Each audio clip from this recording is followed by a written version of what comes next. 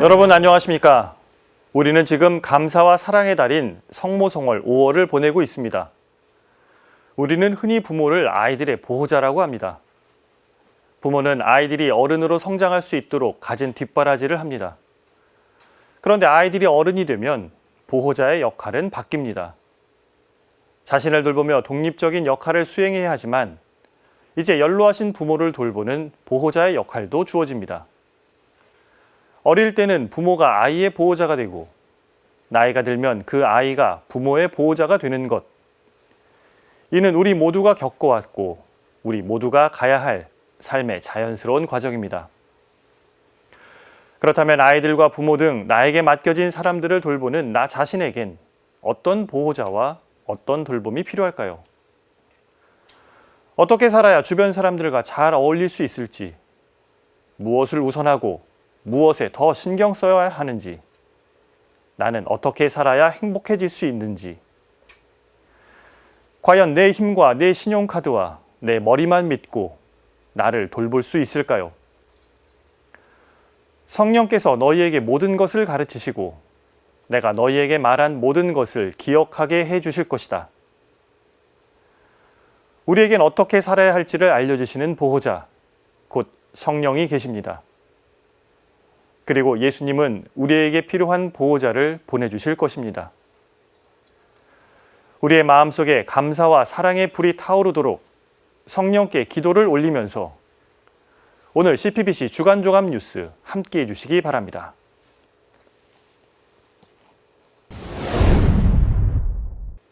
프란시스코 교황이 2년 7개월 만에 시성식을 거행했습니다. 사막의 은수자로 불리는 샤를드 후코 성인을 비롯해 성인 10위가 선포됐습니다. 오늘 첫 소식으로 전해드립니다. 바티칸 성 베드로 대성당 외벽에 시성 대상자들의 그림이 걸려 있습니다. 성 베드로 광장을 가득 메운 신자들은 감격스러운 표정을 감추지 못합니다. 교황청 시성성 장관 마르첼로 세메라로 추기경이 샤를드 푸코 성인을 언급하자 탄성이 터져나옵니다. 2019년 10월 이후 2년 7개월 만에 거행되는 시성식, 프란치스코 교황은 12일 성인을 선포했습니다. 샤를드 푸코 성인은 사하라 사막의 은수자로 유명합니다. 프랑스 출신으로 가장 낮은 곳에서 예수 그리스도를 닮으려 노력했습니다. 예수의 작은 형제회와 예수의 작은 자매들의 우애회가 푸코 성인의 영성을 따르는 공동체입니다. 데바 사하얌이라고 알려진 나자로 성인은 성인 품에 오른 첫 인도 평신도 순교자입니다. 예수의 마리아 프란시스카 성인은 로아노의 카푸친 제3수녀의 창립자로 이탈리아를 넘어 아르헨티나와 브라질에서도 가난한 이들을 돌봤습니다. 마리아 도메니카 만토바니 성인은 성가정의 작은 자매의 공동 창립자이자 초대 총장입니다. 세자르 드비 성인은 프랑스 출신으로 교리교육의 사도로 불립니다. 그리스도 교리사제회를 창립했습니다. 루이지 마리아 팔라촐로 성인은 가난한 소녀와 여성 고아들을 돌보는 가난한 이들의 수녀회를 창립했습니다. 주스티노 마리아 루솔리노 성인은 성소수도회와 성소수녀회 창립자입니다. 카롤리나 산토카날레 성인은 루르드의 원죄 없으신 성모 카푸친 수녀의 설립자고, 마리 리비의 성인은 프랑스 대혁명 시기 성모 봉헌 수녀회를 설립했습니다. 네덜란드의 티투스 브란즈마 성인은 제2차 세계대전 당시 유다인을 보호하고 언론 자유를 수호하다 강제 수용소에 수감됐고 수감 중 선종했습니다. 교황은 성인들의 삶은 복음을 위해 일생을 바치는 삶이었다고 기억했습니다. I nostri compagni di viaggio oggi canonizzati hanno vissuto così la santità, abbracciando con entusiasmo la loro vocazione di sacerdote, alcuni di consacrata, altre di laico. Si sono spesi per il Vangelo, hanno scoperto una gioia che non ha paragoni e sono diventati riflessi luminosi del Signore nella storia. Questo è un santo e una santa, un riflesso luminoso del Signore nella storia. 성인들은 각자의 위치에서 인류를 위해 가장 낮은 곳에서 노력한 인물들입니다. 실제로 성인들의 노력으로 세상은 변화했습니다. 하지만 여전히 이 세상에는 아픔과 상처가 남아 있습니다. 교황의 시선에서 가장 아픈 상처는 우크라이나 전쟁입니다. Mentre tristemente Nel mondo crescono le distanze, aumentano le tensioni e le guerre. I nuovi santi ispirino soluzioni di insieme via di dialogo, specialmente nel cuore e nella mente di quanti ricoprono incarichi di grande responsabilità e sono chiamati ad essere protagonisti di pace e non di guerra. Pater, CPBC 맹현균입니다. e Spirito Santo. 지난 18일은 제42주년 5.18 광주 민주화운동 기념일이었습니다. 5.18은 국가 권력이 무고한 시민의 생명을 앗아간 비극이자 동시에 우리나라 민주주의 발전에 초석을 다진 사건이었습니다. 그런데 42년이 흐른 지금도 피해자와 유가족들은 국가를 상대로 정신적 손해배상을 청구하는 소송을 잇따라 제기하고 있습니다. 이런 가운데 윤석열 대통령과 여당 의원 그리고 장관들은 대거 광주를 찾았습니다. 한편 광주광역시가 5.18 피해자와 유가족 전수조사를 찾기에 나선 가운데 5.18 민주화운동의 진상규명 작업도 계속 이어지고 있는데요. 어떤 증언과 노력들이 이루어지고 있는지 함께 전해드립니다. 현재 전국에 거주하는 5.18 피해자와 유가족은 5천 명이 넘는 걸로 파악됩니다. 광주광역시는 5.18 민주화운동 42주년을 맞아 피해자와 유가족 전수조사에 나섰습니다. 피해자와 유가족의 고령화에 따른 정책적 대응 필요성이 제기됐기 때문입니다. 광주광역시는 이에 따라 삶의 질과 건강 상황, 의료와 복지 서비스, 심리 상태를 묻는 설문조사를 통해 피해자와 유가족의 실태를 체계적으로 파악할 계획입니다.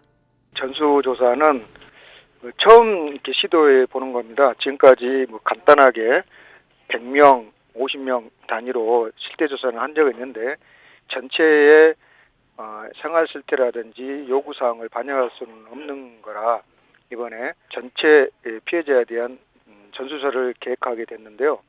실태조사를 수행할 사업자로는 전남대학교 산학협력단이 선정됐습니다.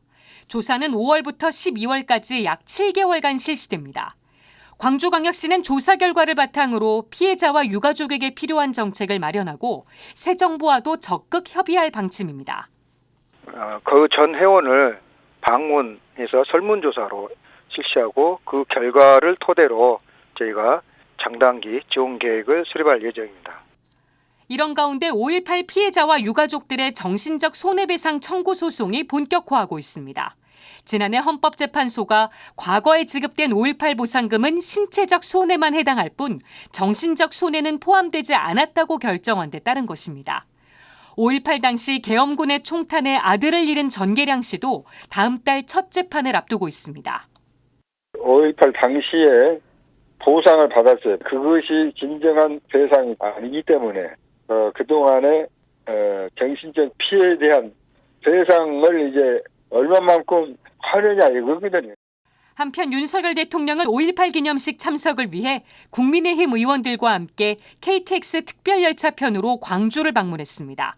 윤 대통령은 국회와 정부, 대통령실이 기념식에 참석하는 것 자체가 최고의 통합 행보이자 메시지라며 광주행에 의미를 부여했습니다. 지금까지 앵커 리포트였습니다. 5.18 민주화운동 진상규명조사위원회가 공개한 인권침해 사건 피해자들의 증언입니다.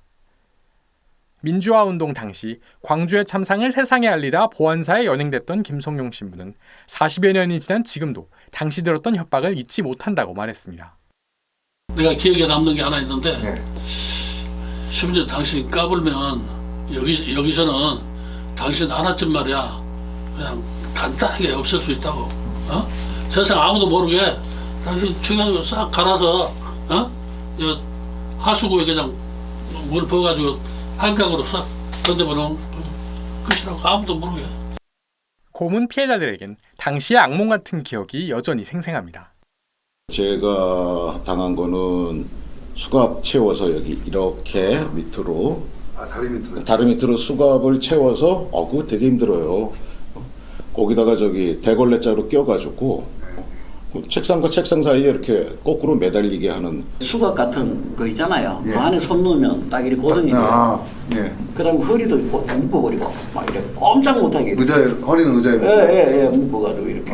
그렇게 하고 움직이지 못하고. 어느덧 5.18 민주화운동 42주년을 맞았지만 여전히 진실은 완전히 밝혀지지 않고 있습니다. 관련 기록들이 왜곡되거나 누락된 부분이 많고 전두환 씨 등 핵심 인사들이 사망하거나 진술을 거부해 조사에 어려움을 겪고 있기 때문입니다. 물론 그 과정에서 아예 성과가 없었던 것은 아닙니다. 당시 광주에 투입됐던 계엄군들을 만나 증언과 치유 프로그램을 운영하는 등 회복적 정의 실천을 향한 발걸음을 내딛고 있습니다. 또 지난 12일 있었던 조사 결과 발표회에선 일각에서 광주에 침투한 북한 특수군 김군으로 허위 지목했던 인물을 공개해 침투설이 사실이 아니라는 점을 재확인하기도 했습니다. 아닌 것을 꼭 기다고 우기는 사람들이 있어서 난 그게 좀 마음에 안 들었었어요. 그래서 그건 아니다. 아닌 건 아니다고 얘기를 해야만이 되는 것 같아서 아니다고 저는 증명하기 위해서 한번 여기 왔어요. 한편 광주대교구는 5.18의 숭고한 정신을 기리기 위한 다양한 행사를 진행하고 있습니다. 앞서 광주대교구 청소년 사목국은 지난 15일 5.18 정신 계승을 위한 도보순례를 열고 추모미사를 봉헌했습니다. 도보순례 참가자들은 민주화운동 희생자들의 넋을 기리며 5.18 정신의 계승을 다짐했습니다. 추모미사를 주례한 교구총대리 옥현진 주교는 과거를 기억하지 못하면 역사는 반복된다며 민주화에 대한 헌신을 기억하자고 당부했습니다. CPBC 장현민입니다. 코로나19 장기화로 필수 노동자가 된 이들이 바로 배달 노동자입니다. 그런데 이들의 노동 환경은 좀처럼 나아지지 않고 있습니다. 한 건이라도 더 배달하려면 여전히 빨리 달려야 하고 여러 앱을 사용하는 경우가 많아서 산재보험 적용도 받지 못한다고 합니다. 그래서 배달 노동자들은 이른바 라이더보호법 제정을 촉구하고 있는데요. 어떤 법인지 필요성과 그 내용을 들여다봤습니다. 해보겠습니다. 안전하게 일하고 싶다. 라이더보호법 제정하라. 제정하라. 지난달 27일 양대 배달업체인 쿠팡과 배달의 민족 앞에서 라이더 유니온 소속 배달 노동자 100여 명이 시위를 벌였습니다. 배달업은 코로나 위기 수혜 업종으로 평가받습니다. 배달업계가 급성장하면서 배달 노동자도 지난해 42만 8천 명으로 2년 새 22% 넘게 늘었습니다.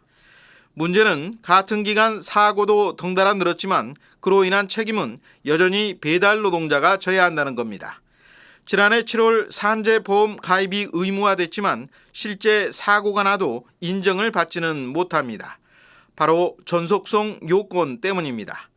배달 노동자들은 고용노동부 고시에 따라 한 업체에서 받은 월 소득과 일한 시간을 채워야 전속성을 인정받을 수 있습니다.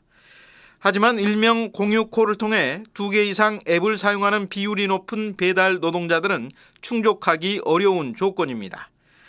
노동계 안팎의 비판이 잇따르자 국회 환경노동위원회는 지난 9일 법안 심사 소위를 열어 전속성 요건을 폐지하는 내용을 담은 관련법 개정안을 의결했습니다.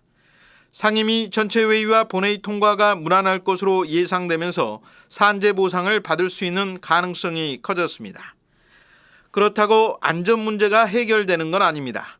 사고를 유발하는 현행 시스템은 그대로이기 때문입니다. 배달 노동자들은 주문 한 건 한 건마다 운임을 받고 일하는데 임금 체계는 법으로 정해져 있지 않습니다. 한 건의 주문이라도 더 받으려면 빠르게 달릴 수밖에 없습니다. 도로 위에 돈 깔아놓고 먼저 죽는 사람 임자, 법규 위반하면 위반할수록 인센티브를 주는 이 시스템을 만든 기업의 책임은 왜 묻지 않는 것입니까?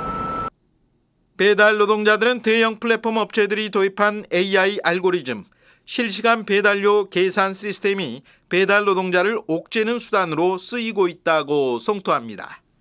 배달콜을 줄지 안 줄지는 모르겠고 배달료는 2,500원에서 3,000원에 묶어놓을 테니까 알아서 살 테면 살아봐.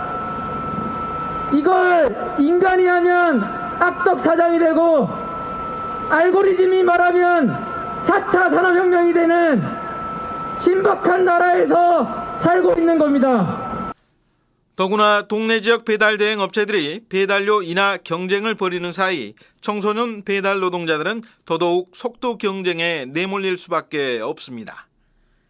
열심히 정직하게 일하는 청소년 노동자들이 비행 청소년이 아니라 도로 위의 청소년들이 날아다닐 수밖에 없게 만드는 야만적인 배달 산업을, 이 배달 자본의 비행을 막아야 되지 않겠습니까? 그래서 배달 택배 노동자들이 요구하는 대안은 안전 배달료. 일정 이상 배달료를 보장하되 배달 건수를 제한하자는 겁니다. 안전 배달료 똑같습니다. 저희가 최대를 요구하는 게 아닙니다. 최소를 요구하는 겁니다. 이 최소한도 지켜주지 못한다면 여기 계신 우리 노동자들의 안전은 과연 누가 책임집니까? 화물 운송 사업자를 상대로 비슷한 안전 운임 제도를 실시하면서 졸음 운전이나 과적이 줄어들었다는 연구 결과도 있습니다. 온라인 플랫폼이 가져다 준 신속함과 편리함은 누군가의 힘든 노동과 희생의 대가입니다. 헐값의 위험을 짊어진 라이더들의 안전은 시민들의 안전뿐 아니라 생명과도 직결됩니다. 현재 국회에 계류 중인 안전 배달료를 포함한 이른바 라이더 보호법이 제정돼야 하는 이유입니다. CPBC 윤재선입니다. 세계 식량 위기 분위기가 심상치 않습니다. 유럽의 빵공장으로 불리는 우크라이나에서 전쟁이 일어나면서 밀 수급이 불안해졌고, 세계 2위 밀 생산국인 인도는 밀 수출 금지를 선언했습니다. 가뭄과 홍수 등 기상이변 때문이라고 하는데요. 어느 정도인지 살펴봤습니다. 이런 가운데 국내에서는 본격적인 농사철이 시작됐습니다. 다양한 농기구가 농민들의 일손을 돕고 있는데요. 아직도 소와 함께 밭을 일구는 농가가 있다고 합니다. 추억이 될지도 모르는 농촌의 풍경을 영상 뉴스에 담아봤습니다. 개별 국가 가운데 세계에서 두 번째로 밀을 많이 생산하는 인도가 밀 수출을 중단한다고 밝혔습니다. 현재는 인도 중앙정부가 허가한 물량만 수출이 가능한 상황입니다. 세계 밀 수출량의 4분의 1을 차지했던 우크라이나와 러시아의 전쟁이 길어지면서 인도는 올해 밀 생산량과 수출량을 늘릴 예정이었습니다. 하지만 폭염과 가뭄이 지속되면서 자국의 식량 안보를 지키는 결정을 한 겁니다. 인도뿐 아니라 미국과 프랑스 등에서도 가뭄으로 인해 밀 수확량은 감소하는 상황입니다. 미국 농무부는 가뭄으로 미국의 겨울밀 생산량은 8%, 옥수수 생산량은 4.3% 감소할 것이라고 밝혔습니다. 가뭄이 심각한 캘리포니아와 LA, 벤투라 등은 다음 달부터 잔디의 물주기와 세차를 일주일 한 번으로 제한하는 정책을 펼치고 있습니다. 프랑스도 가뭄에 시달리면서 전국 15곳에서 물 사용 제한 조치를 펼치고 있습니다. 세계적인 가뭄과 분쟁으로 밀 생산이 차질을 빚게 되면서 식량 위기가 심각해지고 있습니다. 가뭄이 1년째 이어지는 소말리아, 케냐 등에서는 2,200만 명이 기근에 놓였다고 외신이 보도했습니다. 유엔 세계식량계획은 최근 전쟁으로 식량 가격이 급등하고 비료가 부족해지면서 4,700만 명이 굶주릴 수 있다고 우려했습니다. 올해 1월 프란치스코 교황은 유엔 식량농업기구 사무총장과 식량 부족으로 인한 기아 문제에 대해 논의했습니다. 2020년 세계식량의 날에는 FAO 영상 메시지를 통해 기후위기로 인한 식량 문제에 관심을 호소한 바 있습니다. Está causada por una distribución desigual de los frutos de la tierra, a lo que se añade la falta de inversiones en el sector agrícola, las consecuencias del cambio climático y el aumento de los conflictos en distintas zonas del planeta. Por otra parte, se desechan toneladas de alimentos. Ante esta realidad, no podemos permanecer insensibles. 식량 안보를 위협하는 기후위기와 분쟁을 막기 위한 국제적인 노력이 필요해 보입니다. CPBC 전은지입니다.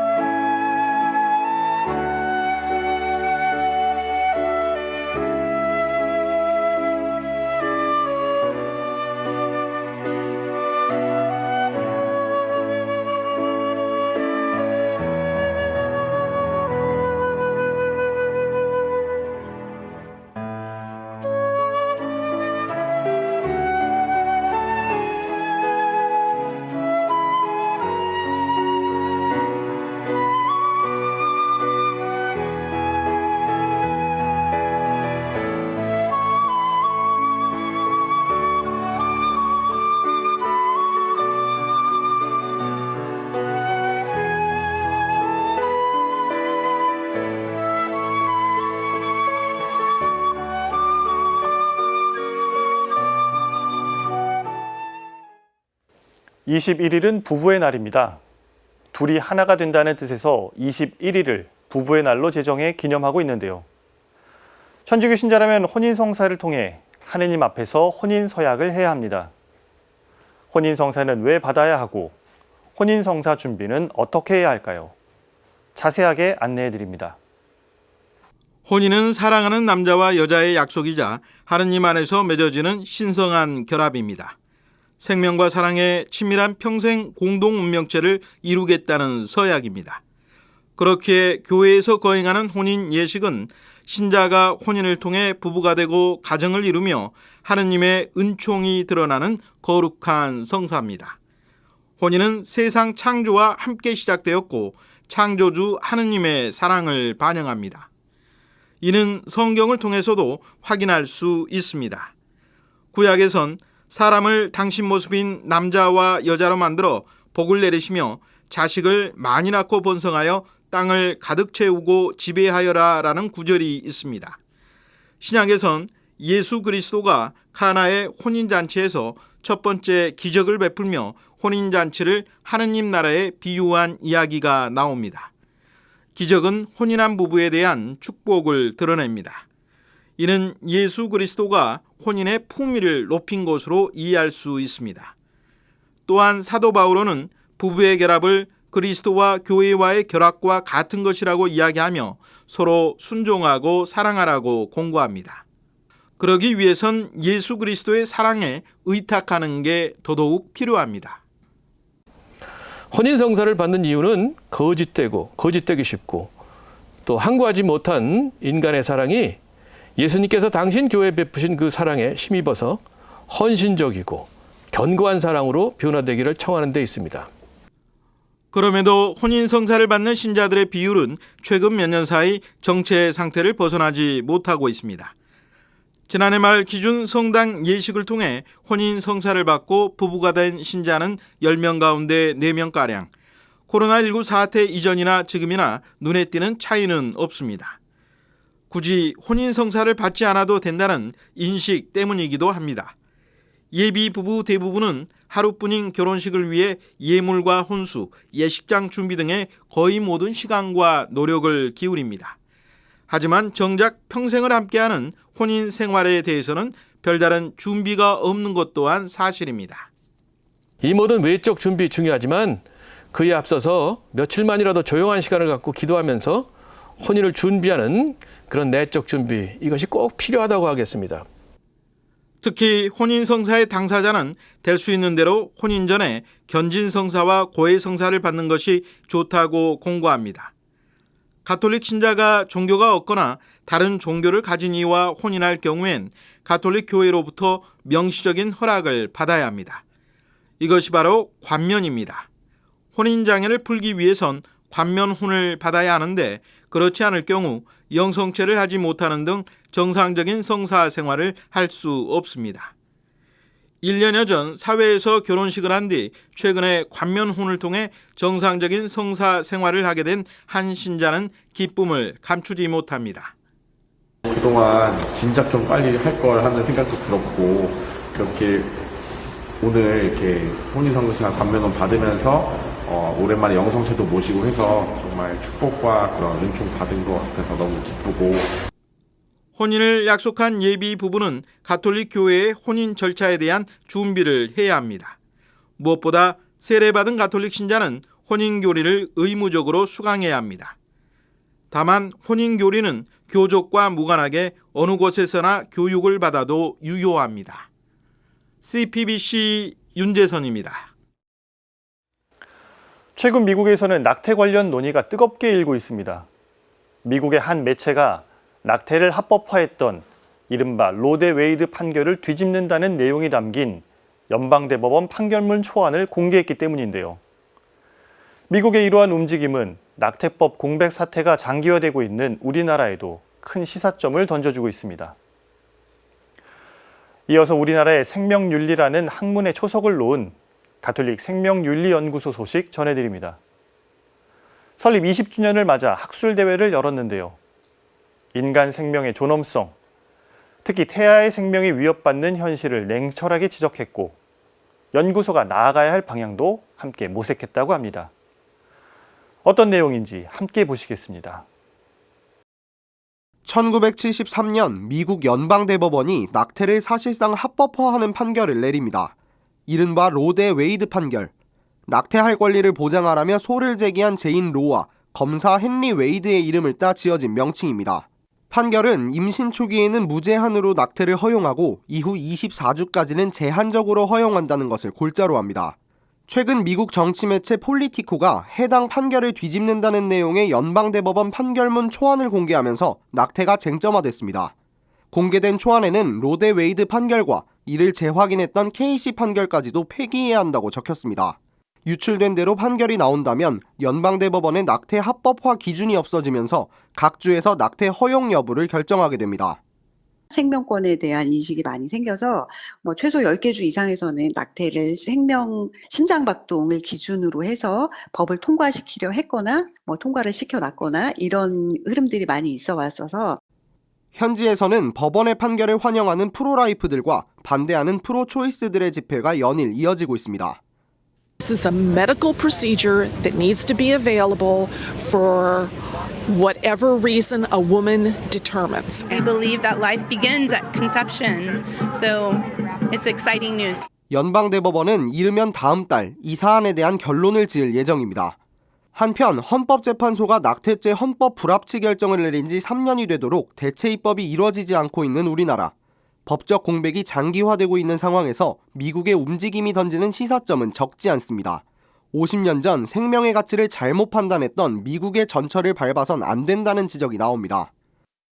미국의 이런 사태들을 교훈 삼아서 지금 낙태법 공백이고 우리는 새로운 어떻게 보면 이제 법안을 만들어야 되는 그런 과제가 놓여 있는데요. 적어도 미국이 수십 년간 반복했던 그런 잘못을 다시 우리가 재현해서는 안 되겠다.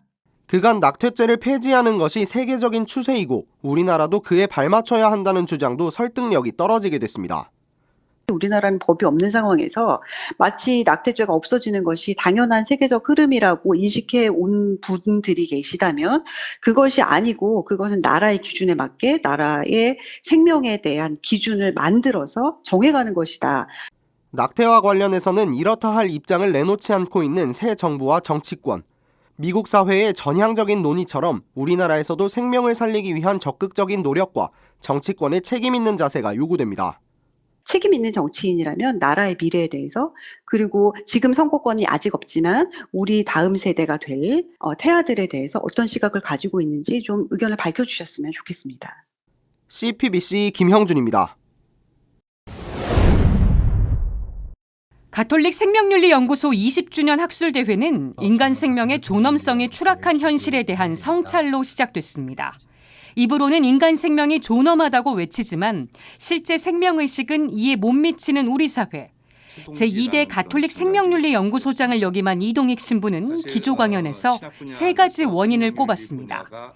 인간이 삶의 질 향상을 위한 도구가 됐고 법률과 정책이 여론에 따라 만들어지고 있으며 자기 결정권이 잘못 적용되고 있다고 지적했습니다. 2019년 헌법재판소의 낙태죄 헌법 불합치 판결은 자기결정권의 의미를 매우 심각하고도 오류적으로 적용한 사례입니다. 태아의 생명권은 여성의 자기결정권을 우월 비교 대립구도로 놓고 여성의 자기결정권을 더 우위로 판단한 결정이라고 봅니다. 발제자들은 철학, 법학, 여성의 관점에서 인간 생명의 존엄성을 살펴봤습니다. 가톨릭대 철학과 박승찬 교수는 토마스 아퀴나스가 제시한 인격 개념이야말로 인간 생명의 존엄성을 수호하는 지침이 될 수 있다고 강조했습니다. 토마스 아퀴나스의 사상에 기반을 둔 존재론적인 인격주의의 장점을 좀 살릴 수 있었으면 좋겠습니다. 자기 행위를 결정하는 자율성을 인정하면서도 한계를 다투고 있다. 한마디로 요약하자면 싸울 수 있는 대상은 명확해야 될 것 같습니다. 생명을 오직 경제의 대상으로 보는 모든 시도를 거부해서 고려대 법학과 김일수 명예교수는 개인의 윤리의식에 기대해 생명보호가 이루어지리라 기대하는 건 낭만적인 꿈일지 모른다고 말했습니다. 김 교수는 인간 생명은 전체 법질서에서 가장 우위에 있는 법이기라며 입법 공백이 된 낙태죄 손질이 시급하다고 호소했습니다. 새 정부가 들어서서 서둘러야 해야 할 일 중에 하나가 헌법재판소의 결정으로 입법 공백이 된 낙태죄 부분을 새롭게 손질하는 일이라고 생각이 됩니다. 소위 법의 공백이 생명보호에 대한 공백이 생기지 않도록 해야 되는데 법무부가 그 일을 제때에 책임감 있게 대처하지 못했다고 하는 점입니다. 로마 성심가톨릭대 생명윤리및 안전학과 마리나 카지니 교수는 여성이 존중받아야 하는 건 정당한 일이지만 그 과정에서 자궁 속에서 자라는 아이들까지 끌어들인 건 안타까운 일이라고 지적했습니다. Gruppi femministi sono riusciti a muovere, a orientare lo sguardo solo verso le donne, facendo dimenticare il figlio. Hanno letto il fenomeno gravidanza come qualche cosa che riguarda solo e soltanto la donna, come se non ci fosse in gioco anche un figlio. 학술대회는 열띤 분위기 속에 5시간 가까이 진행됐습니다. 참석자들은 가톨릭 생명윤리연구소가 나아갈 방향에 대해 고언을 아끼지 않았습니다. 한국 사회는 물질주의가 팽배하고 인간의 생명이 중요한 가치로 다루어지고 있지 않는 것 같아서 여전히 무거운 마음을 갖게 되지만 그러면 그럴수록 가톨릭 생명윤리연구소의 역할과 의미는 더 크다고 볼 수 있겠습니다. 인간 생명의 존엄성을 수호하기 위해 힘써온 20년. 가톨릭 생명윤리연구소는 앞으로도 우리 사회를 변화시키는 작지만 큰 울림으로 시대적 소명을 다해 나갈 것입니다. 지금까지 앵커 리포트였습니다. 지난 16일은 성인으로서의 책무와 자부심을 부여하기 위해 제정된 성년의 날이었는데요. 가톨릭 교회에는 신앙의 어른이 되는 견진성사가 있습니다. 7성사 가운데 하나로 신앙을 견고하게 하는 견진성사의 의미에 대해 짚어봤습니다. 이어서 오는 9월 설립 50주년을 맞는 가톨릭 성서 모임 소식 전해드립니다. 가톨릭 성서 모임은 신앙교육의 요람 역할을 해왔습니다. 설립 50주년을 맞아 올해를 희년으로 삼고 기쁨과 은총의 한 해를 살고 있는데요. 새로운 50년을 위한 쇄신도 나섰다고 합니다. 함께 보시겠습니다. 형제님, 성령 특은의 인호를 받으십시오. 성령 특은의 인호를 받고 성령의 은사를 입게 되는 견진성사. 가톨릭 교회의 견진성사는 세례를 받은 뒤 더욱 성숙한 신앙인으로 거듭나게 한다는 점에서 흔히 사회의 성인식에 비유되기도 합니다. 가톨릭 교회의 7성사 가운데 하나인 견진성사는 세례를 완성하는 성사로 불립니다. 세례성사가 불완전한 성사는 아니지만 성령을 통해 더욱 확고한 그리스도인이 되도록 하기 때문입니다. 세례 때 물로써 하느님의 자녀로 태어난다면 견진 때는 도유를 받음으로써 교회의 어른으로 재탄생합니다. 성주간 목요일에 축성되는 축성성유를 십자 모양으로 도유하고 머리에 손을 얹는 안수예절을 통해 성령의 은사가 내리게 됩니다. 이 도유 예식은 기름 부음 받은 사람을 의미하는 그리스도인이라는 이름을 더욱 밝혀주는 의미를 갖기도 합니다. 이러한 견진 예식은 복음에서는 볼 수 없지만 사도들의 행적에서 성경적인 근거를 찾을 수 있습니다. 사도행전 2장, 사도들은 오순절에 성령이 강림한 뒤 두려움을 떨치고 신앙을 증거해 나갑니다. 또 사도행전 8장을 보면 베드로와 요한 사도는 이미 세례의 은총을 받은 사마리아 사람들에게 안수를 줍니다. 하느님의 자녀가 되었지만 아직 성령이 내리지 않은 이들에게 성령의 은사를 청하기 위해서였습니다. 이처럼 견진성사를 통해 받게 되는 성령의 은사는 모두 7가지. 지혜와 통찰, 식견, 지식, 용기, 공경, 그리고 경외심입니다. 일찍이 암브로시오 성인은 자신의 저서를 통해 이러한 성령의 은사를 기억하고 지킬 것을 당부한 바 있습니다. 성령의 인호를 받은 견진자들에게는 무거운 책임과 의무도 따릅니다. 세례만 받았을 때와는 달리 어른이 된 신앙인으로서 더욱 적극적이고 확고한 실천이 요구되는 겁니다. 새로 거듭 태어난 확고한 신앙인이기 때문에 이제 적극적으로 이 신앙을 증거하고 선포하고 봉사하는 이웃을 위해 하느님을 위해 교회를 위해 더 적극적으로 봉사하는 그런 삶으로, 능동적인 봉사와 나눔의 삶으로 더 깊어지도록 불리우신 것이다. CPBC 김형준입니다. 1972년 9월 복음 말씀에 목말라 하는 시대요청의 부흥에 탄생한 가톨릭 성서 모임. 가톨릭 성서 모임이 올해 설립 50주년을 맞았습니다. 그동안 가톨릭 성서 모임은 신앙교육의 터전으로서 말씀을 통한 선교와 전례의 생활화에 앞장서 왔습니다. 반세기 동안 가톨릭 성서 모임이 활발한 활동을 해올 수 있었던 원동력은 신자들의 자발적인 참여 덕분이었습니다. 일방적인 교육이나 봉사자들을 양성하는 차원이 아니라 봉사자들 스스로 말씀 공부를 하고 또 성서 가족들에게 말씀 선포를 하고 하는 시스템이기 때문에 그 자발성이 열정으로 이어지고 성장할 수 있었던 기본적인 토대가 아니겠나 싶습니다. 가톨릭 성서 모임은 올해를 뜻깊은 한 해로 지내기 위해 50주년이 되는 오는 9월 말씀의 초막절 행사를 진행합니다. 아울러 희년 감사 미사도 봉헌할 계획입니다. 다만 희년 축하의 의미보다는 먼저 미래를 향한 쇄신을 위해 머리를 맞댈 계획입니다. 봉사자만 2,100여 명에 달할 정도로 조직이 방대해졌고 모임이 수직적으로 변하고 있다는 자성의 목소리가 나오고 있기 때문입니다. 가톨릭 성서 모임은 이 같은 성찰을 바탕으로 조직 개편에 나서는 등 신자들이 성서 공부에만 집중할 수 있도록 할 방침입니다. 앞으로 우리가 50년을 맞이해서 어떻게 할 것인가, 또 이걸 어떻게 준비할 것인가, 또 우리가 제대로 하고 있나, 처음에 시작했을 때 정신대로 제대로 하고 있나, 이런 것들을 점검을 하면서 희년을 준비하는 과정에서 코로나19로 모임이 완전 중단되는 등 위기도 많았습니다. 주요 활동 연령층이 50대 이상의 중장년층이어서 초반에 비대면 모임을 진행하는 데도 어려움을 겪었습니다. 하지만 이 같은 난관들도 복음 말씀을 향한 신자들의 열망을 막을 수는 없었습니다. 인식이 없어서 그걸 인지하고 배우고 습득하는데 굉장히 어려웠는데 막상 그룹원들에게 그거를 설명하고 잘해 나가는 걸 보면서 기쁘고 성경 속에서 진리와 행복을 찾고 있는 사람들. 가톨릭 성서 모임은 앞으로 다가올 새 50년 동안 말씀의 기쁨 속에서 살아갈 것을 다짐했습니다. 봉사자님들이 좀 더 잘할 수 있도록 뒤에서 뒷받침을 할 것이고, 그리고 이 말씀의 기쁨으로 또 앞으로의 50년도 늘 주님과 함께, 주님께서 이끌어 주신 거니까 주님과 함께하는 그런 기쁨으로 충만된 삶들이 되지 않을까 싶습니다. CPBC 장현민입니다.